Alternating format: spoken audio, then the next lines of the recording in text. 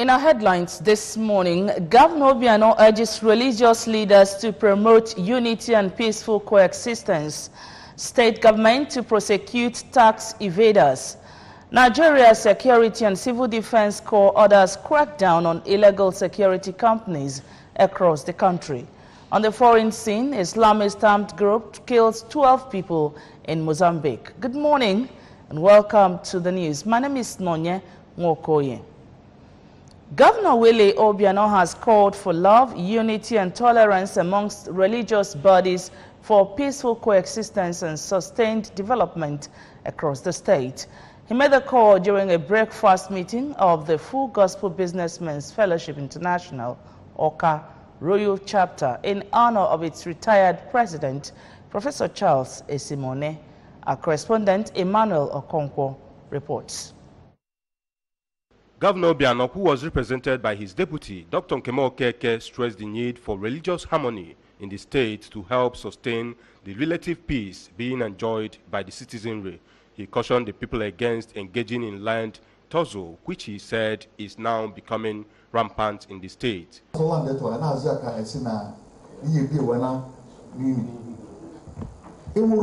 6 feet. But I know you the guy's no way for that it will add life to our existence. It doesn't. He got the one year before. What for? Live a good life. Be a human being. Show compassion wherever you can. Earlier in a sermon, the president of Nigeria Academy of Science, University of Nigeria and Nsukka, Professor Mosto Onuoha, charged Christians to always trust in God as he is capable of providing all their needs. I can keep telling you many things. Is there somebody here? Because what God has done for me, when I look at young men like Charles Esimone, I know we have worthy replacements. And I can say God has, I feel humble and I'm glad that God has helped us to raise people like that. Here and there and there. These are some of the greatest God-fearing people. In Oka, I am Emmanuel Okonkwo, reporting for ABS News. The State Internal Revenue Service Commission has made a passionate call to all taxable individuals to contribute to the development of the state by paying their taxes. The Commission made the appeal through the Senior Special Assistant to the Governor on Taxes, Mrs. Amaka O.C. Malo, who went on sensitization tour on the importance of taxes at Anambra Industrial Cluster, Onitsha, Wisdom Layout, Umwike Ozala Obosi, where she interacted with the executives of the markets and landlords associations. Amaka Chibuzo Okoye has details of the report. Deliberating with the stakeholders, Mrs. O.C. Malo stated that for democratic dividends to get to all nook and crannies of the state, every taxable individual should do the needful, which is to pay taxes according to their income. She lamented that people of the area are still backwards in paying of taxes even when they expect dividends of democracy from government. The Senior Special Assistant disclosed that since the Commission has sensitized the public through their stakeholders, anybody who fails to comply will face sanctions as they have set up courts to prosecute offenders. We are here to let some of these recalcitrant taxpayers know the essence of tax payment.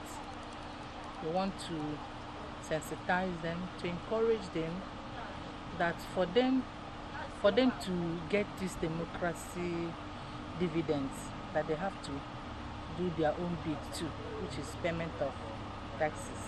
The president of Anambra State Association of Small and Medium-Scale Industries, Mr. John Okolo, in his remarks, assured that they are willing to comply with all the government's directives in paying levies. We are discussing with them very well. When they look, in the point of discussion with them, we'll petition them to the state government. We'll go to our SMD. We'll go to NEC. To let the people to know we are looking for help. People who can see what to do. The secretary of the association, Mr. Daniel Akpan, identify poor power supply, multiple taxation, and need to relocate them to a permanent industrial layout as part of challenges confronting them, stating that they have written to the appropriate authorities for years, but nothing has been done yet. For a member of the Landlord Association, Mr. Anambra Eze, they are ready to pay tax to enable the government to reconstruct and put in good shape roads in the area, regretting the hardship they face on the roads, which he regretted has led to loss of lives. Government and the financial, I need to labor and I can. When we wash ourselves together, I declare.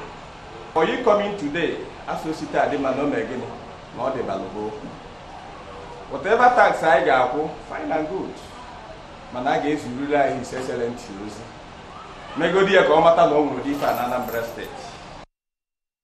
They conducted Mrs. Osi Amalo round the cluster to see things for herself. From Onitsha, Amaka Chibuzo Okoye, ABS News. Thank you, Amaka. Moving on, 10 children from selected schools within Anambra State have benefited from the Association of Professional Women Engineers of Nigeria scholarship scheme as the association completed a foundation-laying ceremony at Ureko Primary School, Enugu, Njikoka Council area.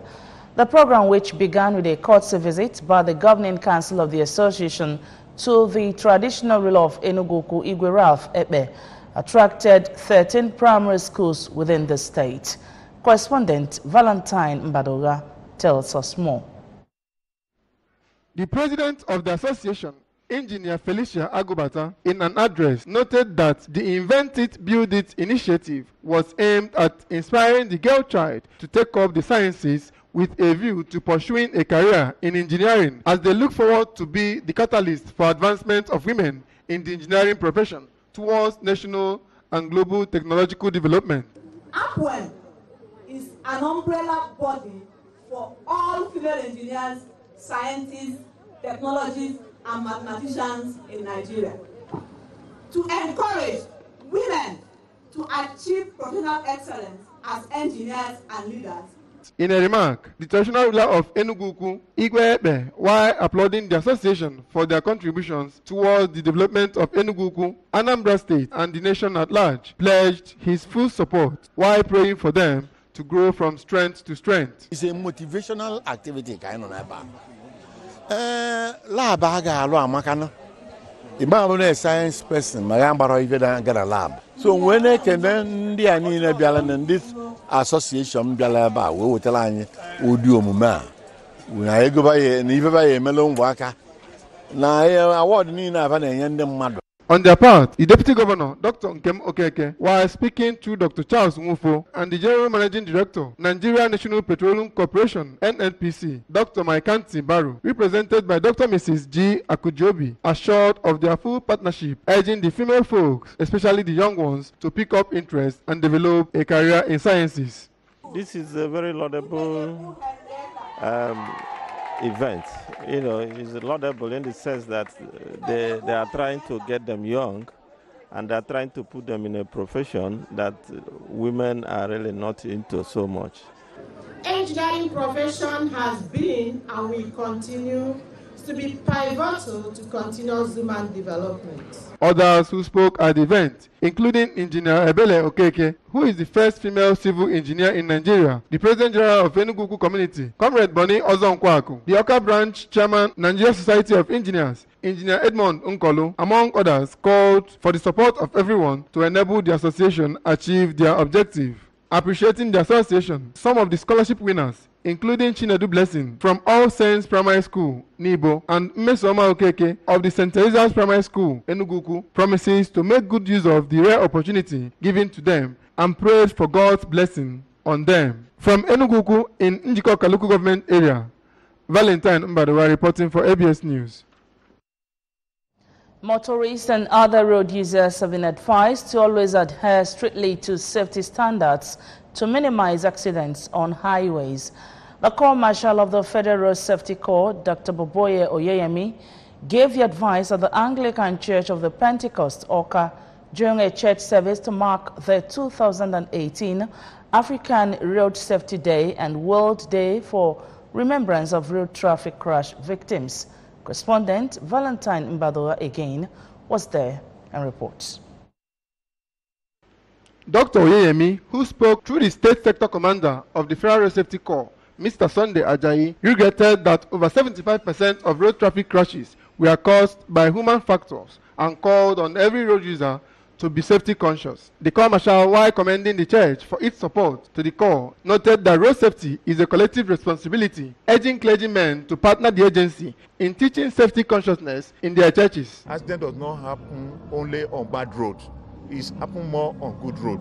So we still require the individuals to develop attitude to manage himself on the road he finds himself. If you're on a busy road, what do you do? If you're on a bad road, what do you do? If you're on a good road, what do you do? These are the things that should always run in our mind so that we don't unnecessarily wait for road safety or ATMA to catch us. What we are saying is that don't allow crash to catch you.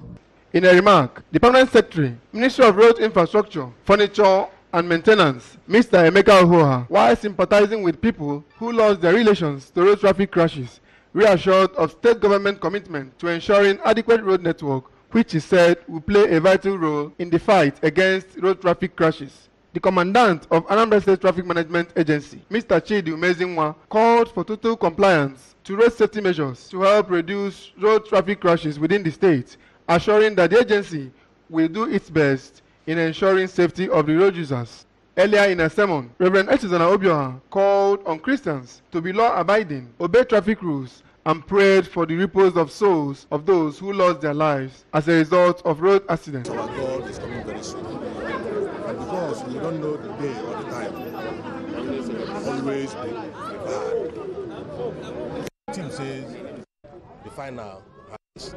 And that harvest, God will harvest from his field. We are the field. According to the Nigeria Bureau of Statistics, no fewer than 2,598 Nigerians died in road traffic crashes between October 2017 and March 2018, signaling a reduction in the number of deaths by road accidents. From Anglican Church of Pentecost in Oka, Valentine Mbadoga reporting for ABS News.